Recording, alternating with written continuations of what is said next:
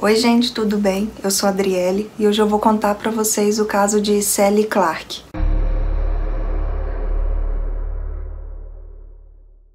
Sally Lockyer Clark nasceu no dia 15 de agosto de 1964 em Devizes, na Inglaterra.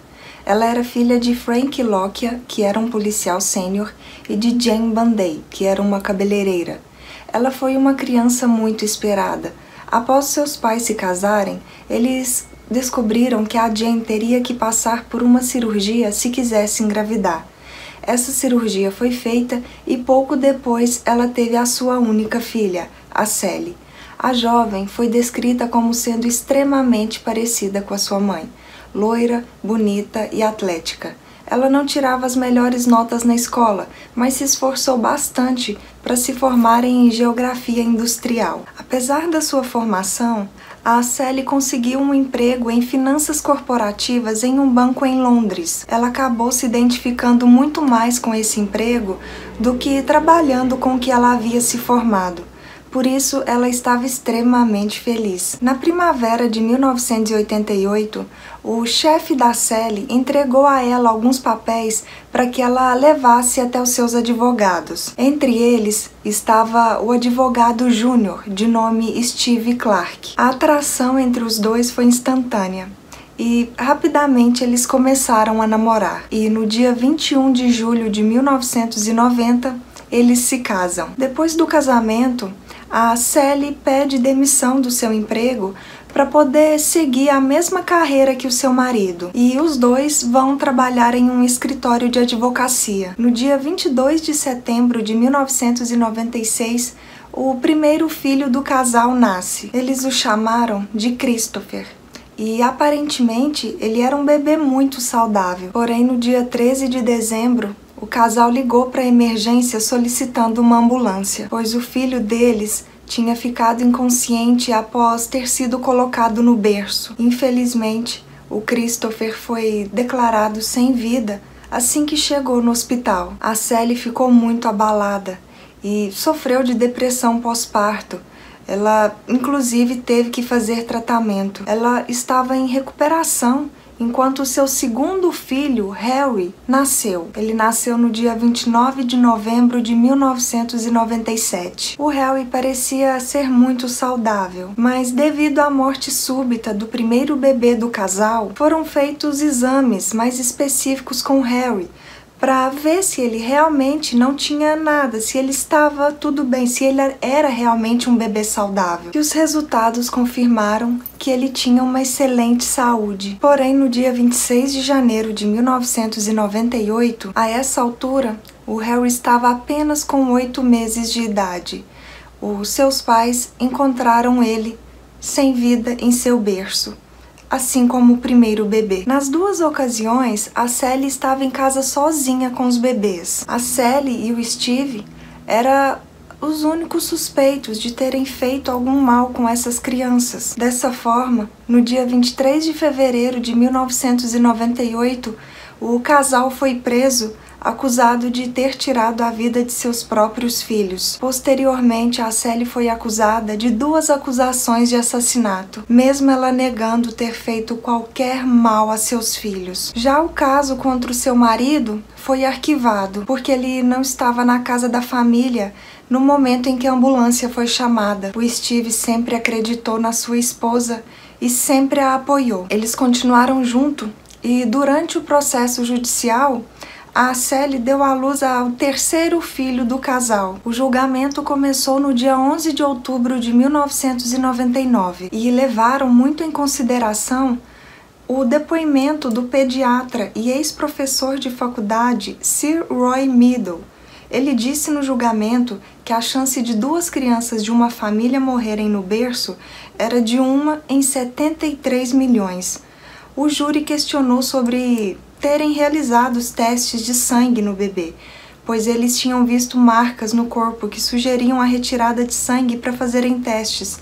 o médico no julgamento disse que haviam sim recolhido amostras de sangue para fazerem mais testes, mas que eles ainda não tinham os resultados. No dia 9 de novembro de 1999, o júri decidiu, por uma maioria de 10-2 votos, era culpada pela morte de seus filhos, sendo condenada à prisão perpétua. Por ser filha de policial e pelo motivo no qual ela estava sendo presa, ela se tornou um alvo para outras prisioneiras. O que lhe dava força era seu marido, que sempre estava ao seu lado.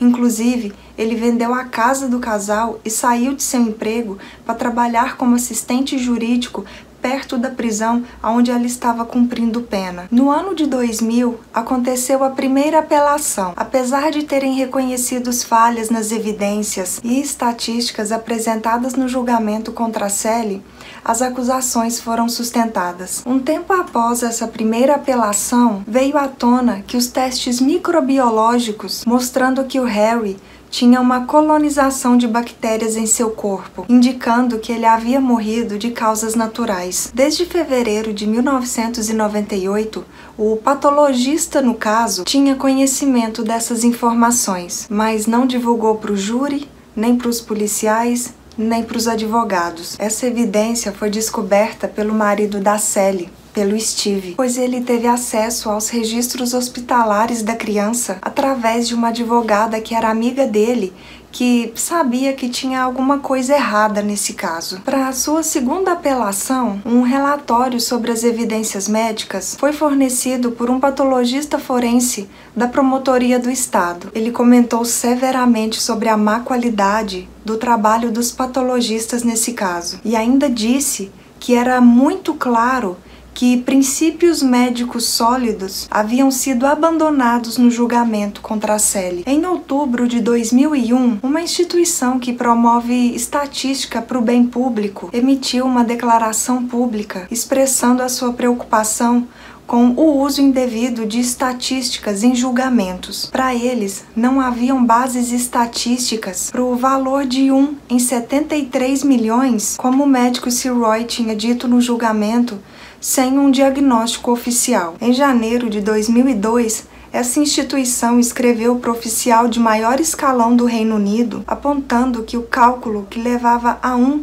em 73 milhões era falso. O cálculo do médico Roy tinha sido baseado apenas em suposições. Durante essa segunda apelação, todos chegaram à conclusão de que as provas nunca deveriam ter sido apresentadas ao júri da forma que foi, considerando estatísticas apenas pelo achismo, porque o que mais o júri levou em consideração para poder chegar às acusações, às condenações, foi essa estatística, foi esse depoimento do médico. Como não tinha mais nada contra ela, esse caso foi reenviado ao Tribunal de Apelação pela Comissão de Revisão de Casos Criminais e as condenações da Sally foram anuladas em janeiro de 2003. Ela foi libertada da prisão depois de cumprir mais de 3 anos da sua sentença. Após a Sally ter sido inocentada, um advogado ordenou a revisão de centenas de outros casos parecidos com esse. 2 outras mulheres condenadas por terem tirado a vida de seus filhos porque eles tinham falecido no berço, nas mesmas condições que o bebê da Sally. Essas 2 mulheres também tiveram as suas condenações anuladas e foram libertadas da prisão. Em 2005, durante uma audiência, o médico Roy pediu desculpas publicamente pelo efeito de suas evidências enganosas. Mesmo assim, ele teve seu registro médico cancelado por falta profissional. Porém, em 2006, ele foi reintegrado à profissão de medicina após realizar uma apelação no tribunal, pois chegaram à conclusão que mesmo que suas ações tenham sido consideradas falta de conduta, elas não eram graves o suficiente para justificar o cancelamento de seu registro médico. Nesse mesmo ano, o patologista que conduziu os exames pós-morte em ambos os bebês da Sally foi banido do trabalho de patologista e de legista por 3 anos, pois ele também foi considerado culpado de grave má conduta profissional nesse caso.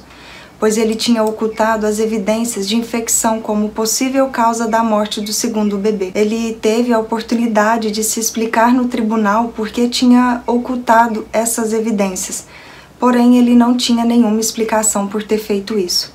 Após o prazo de 3 anos, ele voltou a exercer a profissão. A Sally, infelizmente, não conseguiu se recuperar dos efeitos das suas condenações e da prisão. Após tudo o que ela passou, ela foi diagnosticada com uma série de problemas psiquiátricos graves. Esses problemas incluíam mudança duradoura de personalidade após experiência catastrófica, reação prolongada de luto e síndrome de dependência de álcool. No dia 16 de março de 2007, ela infelizmente foi encontrada sem vida em sua casa.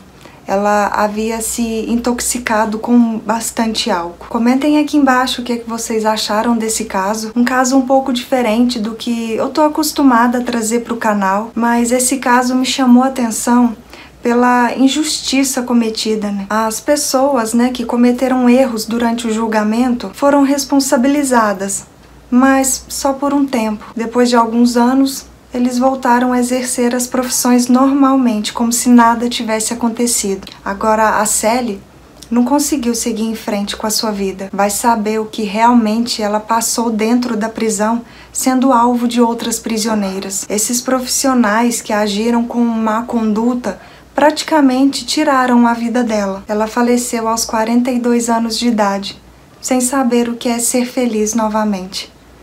Espero que tenham gostado de mais esse vídeo aqui no canal. Se ainda não é inscrito, não se esqueçam de se inscreverem, de deixar o like e compartilhar com mais pessoas que também gostam desse tipo de conteúdo. E até o próximo. Tchau!